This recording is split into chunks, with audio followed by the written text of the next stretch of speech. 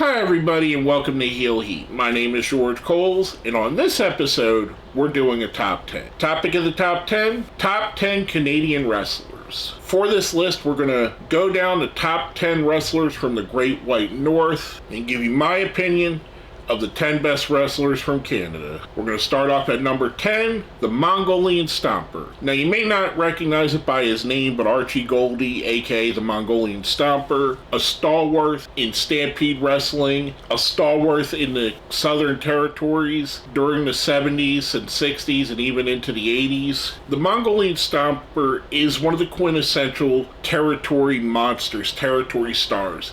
He's the kind of guy that would go to a territory for 6 months, get in feuds with the top baby faces. He would help put them over and then move on to the next company. He's a guy that a lot of people don't think of, especially since he's called the Mongolian Stomper. But if you listen to someone like Bret Hart, when Bret Hart is asked who's the best Canadian wrestler of all time, he points to Archie Goldie. He points to the Mongolian Stomper. Now for me, that's a big endorsement. Stomper's a guy that I had the chance to see some of the tail end of his career, and through watching videos back now, I've got to see a lot more of him. And like I said, he's just a quintessential heel for the territory era. He's perfect at the role. That's why he made the list. Now going from that, on number 9, Trish Stratus. Trish came along in an era where women were being hired specifically for their looks, and Trish was one of them. She was a fitness model before she became a wrestler. She started off and it really didn't look like it would be much different than Sable or Sunny of just a few years before her. However, she put in the work, and she worked hard, and she worked her ass off. And between her and Lita and some of the other women, Molly Holly, Ivory, Jazz, Victoria, they kind of changed the perception of what women's wrestling could be in the late 90s, early 2000s. They kind of pushed it forward even when the people at the top of the company did not want it to be pushed forward. Trish is a Hall of Famer, very deserving, very much, in my opinion, one of the top 10 best women wrestlers of all time. That's why she makes our list. Now going from Trish, our number 8, another stalwart that pushed women's wrestling forward, Gail Kim. Now for me, where Gail Kim has a leg up on Trish Stratus is every achievement that Trish has, Gail mirrored that in TNA. And while you might say that TNA isn't the company that WWE is, or not on the platform they were, Gail also had success in WWE. And then when you add to that, at the time that Gail Kim was in TNA, the Knockouts division was by far the best women's wrestling division in North America.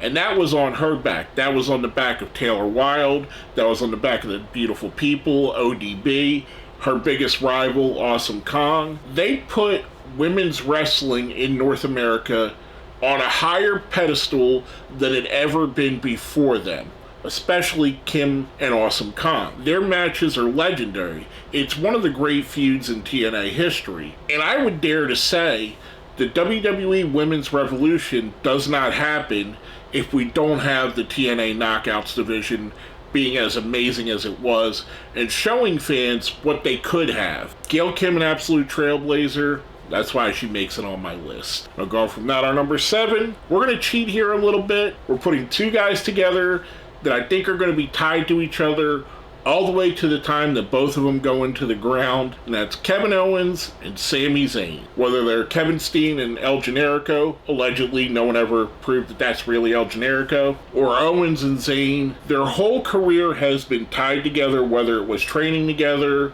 working with CZW and Ring of Honor, allegedly, together, working in NXT together, working in WWE together, the on again, off again, frenemies, the best friends, worst enemies. These guys are going to carry this on for their entire lives. It's one of the most interesting things and one of the most fun things of the last 20 years in wrestling. They're so tied together. Two of the great wrestlers, I think, and in my opinion, two guys that are a little bit on the underrated side. Absolutely love both of these guys, and I couldn't keep one of them off of the list, so we combined them both to one. That's why they get a combined spot. That's how they made our number 7. Now going from that, our number 6. A guy that one of our two men from our number 7 spot named his child after, and somewhat his WWE ring name, Owen Hart. I will say it till I'm blue in the face. I was always a bigger fan of Owen Hart than I was of Bret. I think Bret's a great wrestler. Don't get me wrong, I'm not knocking him in any way, but I just loved how Owen wrestled. I loved him as a heel. I loved him as the Rocket. I thought his style was very innovative. He was bringing a style much like you would see out of Stampede at the time, with guys like himself and the guy who should not be mentioned, Chris Benoit. They were putting on some amazing matches. Jushin Thunder Liger was there with them. He was going over to Japan, doing stuff with Liger over there. And while we're here and I just mentioned him, you will notice that on this list, that person does not make the list at all. That is a very conscious decision. Talent-wise, he probably deserves to be here. If I made this list before that fateful day in 2007, he might be at the top of it. But he's not going to be on this list. To me, he disqualified himself. Back to talking about Owen. Owen was such a great heel, and he was such a great part of that new generation era. A lot of people look at the new generation and think of it as a downtime in WWE, but for me, I have a lot of fond memories, whether it be him, Yokozuna, Razor Ramon, the 1-2-3 Kid, Diesel, the rise of Shawn Michaels, the rise of Bret Hart, his brother, people like the Smoking Guns. I think that era is widely maligned when it doesn't really need to be. I think it's a lot better than what people give it credit for, and Owen Hart was one of the big stars of the era. Now, going from Owen, our number 5, another wrestler that was inspired by Owen Hart. That's Adam Copeland, aka Edge, or Sexton Hardcastle if you want to call him that. Edge is one of those guys that as soon as you seen the vignettes for him, as soon as you seen him early in his career, you knew he was going to be a star. He had the look, he had the inert charisma. He still does have the charisma and the look. Here's a guy that came in at one of wrestling's hottest points and was able to transcend that and keep going for 25 years, although he did take a big 9-year chunk of a break there. Constantly a top heel or a top baby face, no matter what he was doing. Edge racked up so many accolades. He's one of the most decorated WWE wrestlers of all time. That's why he's on our list. Now, going from Edge, our number 4.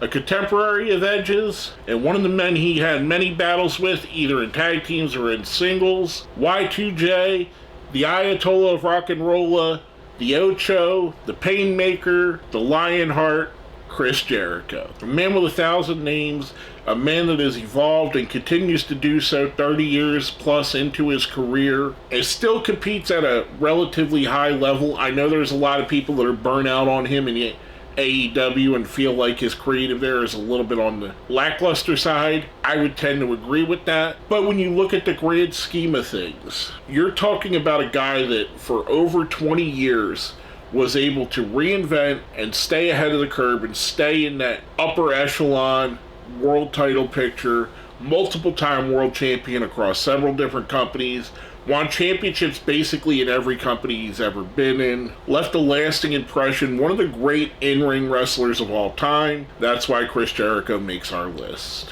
Now, going from Jericho, our number 3. One of his biggest opponents in one of what I would say the most important matches of the last decade, the Cleaner, Kenny Omega.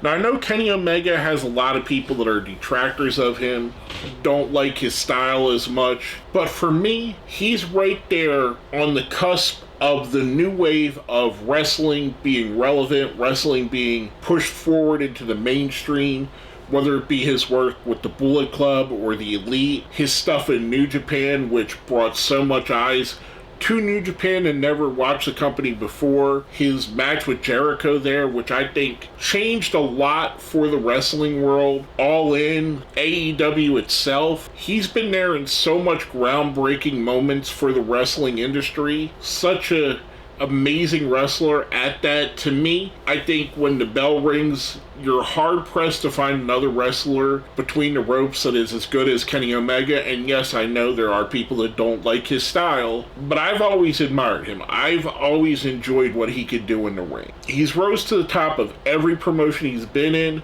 He's helped create a revolution between himself, the Young Bucks, Cody Rhodes, which Cody was a big part. Don't ever forget that Cody Rhodes is a big part of why AEW is a thing. They revolutionized wrestling, helped get it to where we are right now, to where we're in another wrestling boom period. To me, he's a guy that's put on some of the best matches of the last decade. His matches with Okada, for me, are going to go down as some of the great matches of all time, some of the greatest matches I've ever seen. That's why he made this list. That's why he's up so high. Now going from that, our number 2, a guy that most people don't even know is from Canada. That's one of my all-time favorites, Rowdy Roddy Piper. Piper always was announced from being from Scotland. However, he's actually from Saskatoon, Saskatchewan, which I'm not going to say again, I probably mispronounced it. Much like the Mongolian Stomper we talked about earlier, he's not actually billed from being from Canada, but he is a Canadian wrestler, and he started off wrestling in Canada. Piper, to me, is a guy that made himself more important than any championship ever was. There are several world champions, several highly decorated champions that will never be remembered as fondly as Rowdy Roddy Piper. I mean, look at guys on this list, guys like Edge and Chris Jericho. No knock on them, but they have a dozen championships between the two of them, and I don't think if you talk to either of them, they would say they ever made it to the level that Roddy Piper did. Whether it be his legendary Starrcade match against Valentine, his legendary feud against Hulk Hogan, which helped set the bar for WrestleMania, helped set the bar for the boom of wrestling in the 1980s, a guy that actually, I think, doesn't get the credit he deserves for being a part of that. It's all given to Hogan and McMahon, but Piper was there. Piper was the guy that was in them early main events that got you onto MTV, that got you into WrestleMania. One of the great characters, one of the great wrestlers of all time. That's why he's number 2 on our list. That's why he made it so high. Now, before we get into our number 1, we do a thing here on the top 10 called the best of the rest. Basically, it was people that were considered for the list but didn't quite make it. First off on the best of the rest, Christian, aka Christian Cage. To me, I kind of find it unfair that Christian has always been just in the shadow of Edge. If he would have came up on his own, I think Christian would have been looked at more than just being a step behind Edge. And I know, even on this list, Edge made the list where Christian didn't. He always seemed to get stuck in that role, especially when he was in WWE. Where, yeah, Christian's good, but he's not Edge. But Christian, if you look at it, especially my 2 favorite runs of Christian are the one he's currently on and his TNA run. I think Christian, when he was able to split totally off from Edge and totally have his own stories, was able to absolutely shine, absolutely show that he's a megastar himself. Unfortunately, again, he's a little bit overshadowed by his one-time partner and storyline brother and real-life best friend. He was considered for the list, but didn't quite make it. Last but not least on the best of the rest, Earthquake, John Tenta. I've said this on a bunch of videos I've done here. I love Earthquake. I love his time in WWE. I like his time in other places, whether it be the Shark in WCW, even as ridiculous as it was, his matches he had over in Japan. There was something about Earthquake that really stood out to me. His aura, his size, his mobility for a guy that size. You gotta remember, he came in at a time where there weren't Keith Lees doing moonsaults. There weren't guys over 300 pounds jumping off the top rope. And there weren't guys his size that were agile at all. And he was able to move at a fast pace, mostly because he was a former sumo wrestler. He was so good at it. He was so good at what he did. And I think he's one of Hulk Hogan's best opponents. I love Earthquake. I considered him for his list. Unfortunately, he didn't quite have the accolades to make it. Now, before we get to our number 1, let's smash that like button, share the video, subscribe if you haven't. And if you see where it says join, that's how you become a channel member. Becoming a channel member definitely helps me out. You will get bonuses like early videos. I recently put out 2 weeks of shorts early for my channel members to watch. You get my undying appreciation because, like I said, it definitely helps out. I don't make a ton off of this channel, but the money I do make helps to get new lighting, new camera, new microphone, stuff of that nature, a nice green screen behind me, new software that I use for this, all that kind of fun stuff. Hopefully one day, if I can build this up big enough, it'll help me to build a studio specifically for this, because I have a lot of ideas of what I want to do with that. But anyway, I digress. Our number one Canadian wrestler of all time, I mean, you know who it is. It's pretty obvious. Bret the Hitman Hart. Now, while for me there's probably 3 or 4 other wrestlers on this list that I personally enjoy better than Bret the Hitman Hart, you can't argue with the man's success. He was the face of the WWE. He is a big component in WCW when he did go there. He's part of the biggest story in wrestling history in the Montreal Screwjob, which is a huge story, still talked to 25 years later plus, still talking about it all the time. It's still a big bone of contention. He's the one guy that during that time, the New Generation era, him and Shawn Michaels really helped put the WWE on their back and carry it from the Hulk Hogan era to the New Generation and even beyond that. He bridged the gap between there and the Attitude Era, which I wish he would have stuck around for, because I do think there was so much he could have done.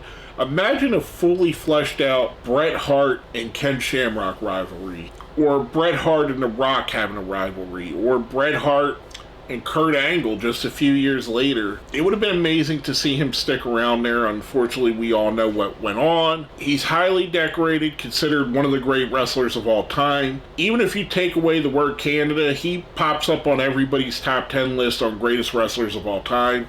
He's influenced so many people, whether it be FTR and CM Punk that are obvious and state they're influenced by him, or other wrestlers like half of the people on the list here. His style is what brought a lot of people to the table. He's one of the greats of all time.